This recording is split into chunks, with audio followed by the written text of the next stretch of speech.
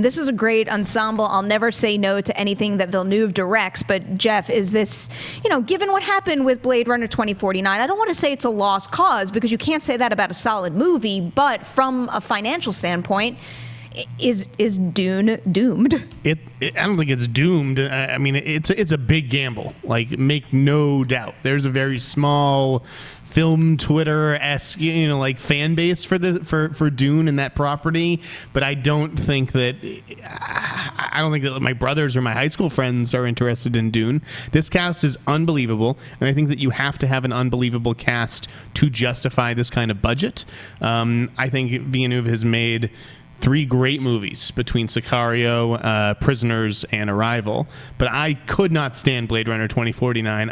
It was so obtuse. I had no idea what the heck was going on. The story was impenetrable, and I just fear that is going to happen again here. This time he's got John Spates writing the screenplay with him and Eric Roth. So I think that there's, I have more faith in this screenplay than Blade Runner 2049. I just, hopefully he learned some lessons on that film and will make this one more accessible. Well, that's actually my next question. So given how things panned out with Blade Runner 2049, do you think there's some sort of a studio exec or producer basically in his ear essentially demanding, saying, okay, you can adapt this, we'll give you the finances to pick up all these incredible actors, but you need to make sure to play within these rules? Or does someone like Denis Villeneuve supersede those restrictions? It's a tough question. I'm not sure. I mean, he has some strong producers on this, obviously. Mary Parent is going to be overseeing it for Legendary.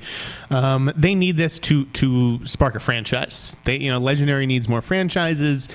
This is a great opportunity. Blade Runner did not launch the franchise that they were hoping for, and that they had started setting things up for.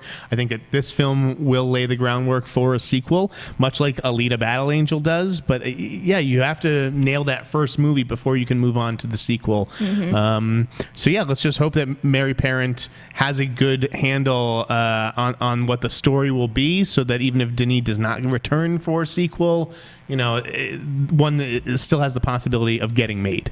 Having seen the other movie, maybe not having read the source material, what do you think he needs to do with this Dune to not just make it appease folks who are aware of the pre-existing material, but rather bring in a new viewership? Because looking at, let's say, the Blade Runner 2049 production budget, which is rumored to be at about $150 million plus all the marketing that went into it, you can't just go for the hardcore fans. You got to go for wide movie-going public. Yeah, it's going to be interesting what kind of freedom he has on this movie.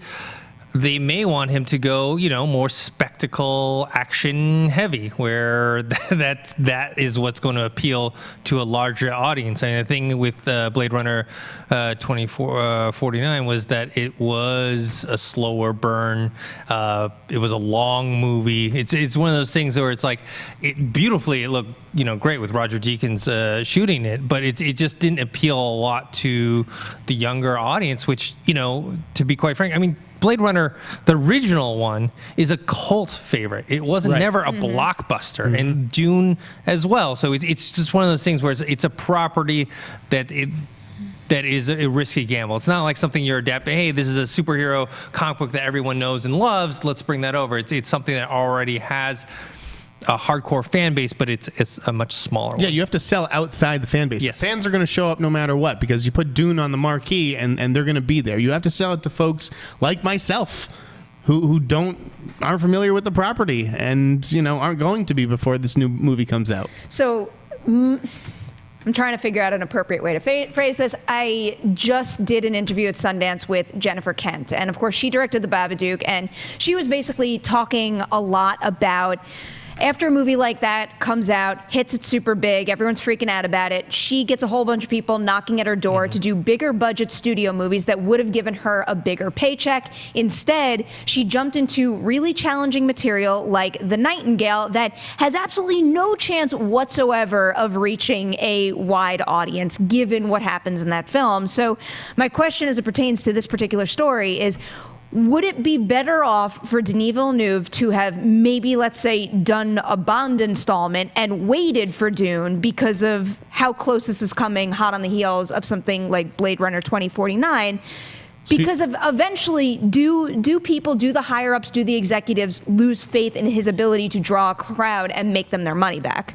I mean, part of it is a choice of material. Like Blade Runner 2049 was a gorgeous-looking movie, but I mean, Villeneuve did his job as far as that stuff goes. But you're right. If this movie bombs, who is going to hand this guy another $200 million to make a third one of these films? Like, were you on the episode of Mailbag where we were talking about what happened? Yeah, you were. Where we were talking about behind the scenes what happens when a movie fails. So we know that certain individuals are responsible for a variety of reasons, but what happens within those confines? Who does someone at a studio basically point a finger at and say, this is your fault and you need to face the repercussions? I think there was a lot of blame to go around on Blade Runner 2049, namely that as much as I love the guy, I don't think Ryan Gosling really opens a movie. I mean, I can point to countless examples of him not opening a movie.